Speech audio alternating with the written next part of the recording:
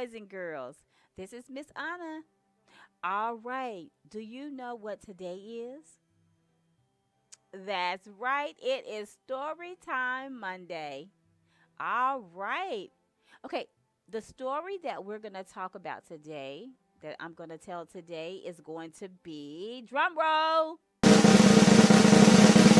Dr. DeSoto. I really believe that you're going to love this story. And let's get started. Dr. DeSoto, the dentist, did very good work, so he had no end of patients. Those close to his own size, like moles, chipmunks, etc., sat in the regular dentist chair. Larger animals sat on the floor, while Dr. DeSoto stood on a ladder. For extra large animals, he had a special room. There, Dr. DeSoto was hoisted up to the patient's mouth by his assistant, who also happened to be his wife. Dr. DeSoto was especially popular with the big animals. He was able to work inside their mouths, wearing rubbers to keep his feet dry, and his fingers were so delicate, and his drill so dainty, they could hardly feel any pain. Being a mouse, he refused to treat animals dangerous to mice, and it said so on his sign. When the doorbell rang, he and his wife would look out the window. They wouldn't admit even the most timid looking cat. One day, when they looked out, they saw a well dressed fox with a flannel bandage around his jaw. I cannot treat you, sir, Dr. DeSoto shouted. Sir, haven't you read my sign? Please, the fox veiled. Have mercy, I'm suffering. And he wept so bitterly it was pitiful to see. Just a minute, said Dr. DeSoto. That poor fox, he whispered to his wife.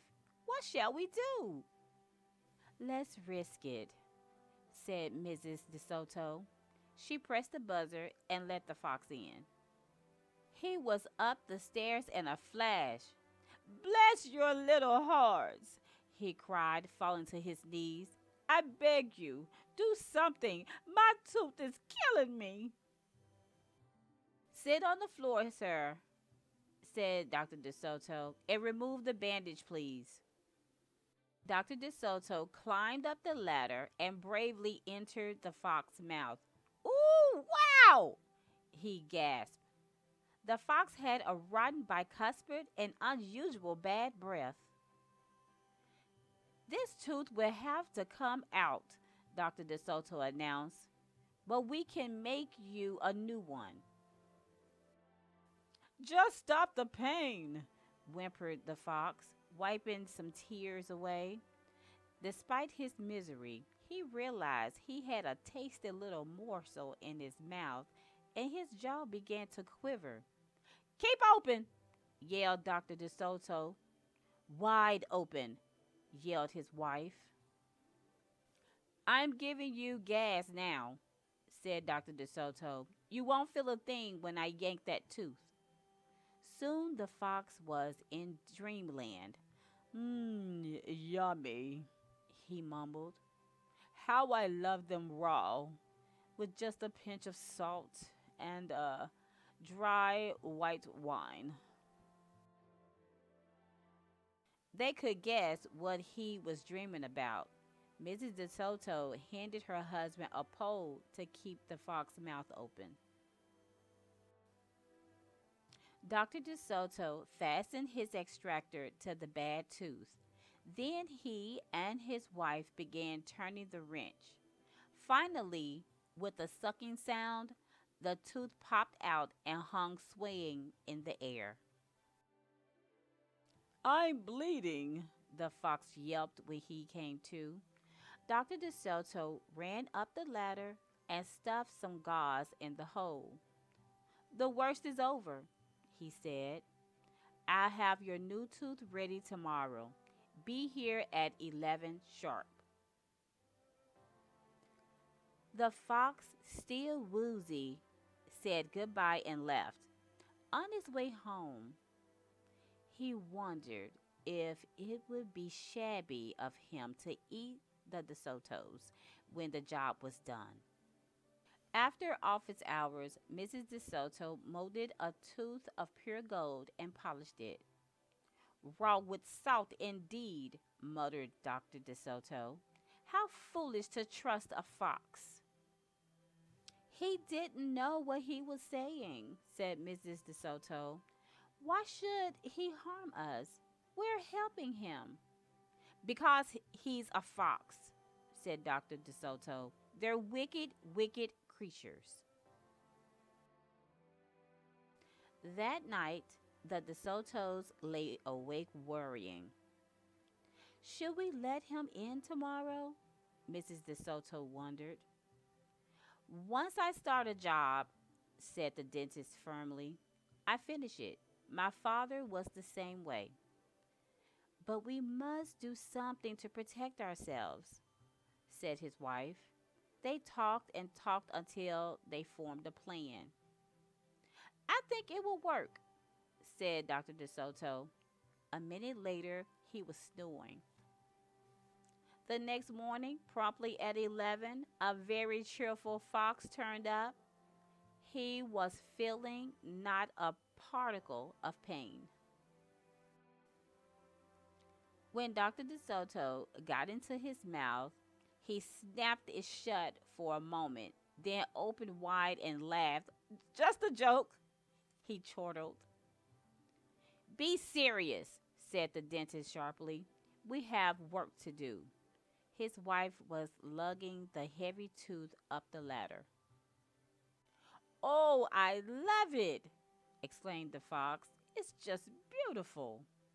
Dr. DeSoto set the gold tooth in its socket and hooked it up to the teeth on both sides. The fox caressed the new tooth with his tongue. My, it feels good, he thought. I really shouldn't eat them. On the other hand, how can I resist? We're not finished, said Dr. DeSoto, holding up a large jug. I have here a remarkable preparation developed only recently by my wife and me. With just one application, you can be rid of toothaches forever. How would you like to be the first one to receive this unique treatment? I certainly would, the fox declared. I'll be honored. He hated any kind of personal pain. You will never have to see us again, said Dr. DeSoto. No one will see you again, said the fox to himself. He had definitely made up his mind to eat them with the help of his brand new tooth. Dr. DeSoto stepped into the fox's mouth with a bucket of secret formula and proceeded to paint each tooth. He hummed as he worked. Mrs. DeSoto stood by on the ladder, pointing out spots he had missed. The fox looked very happy. When the dentist was done, he stepped out. Now close your jaws tight, he said, and keep them closed for a full minute. The fox did as he was told. Then he tried to open his mouth, but his teeth were stuck together.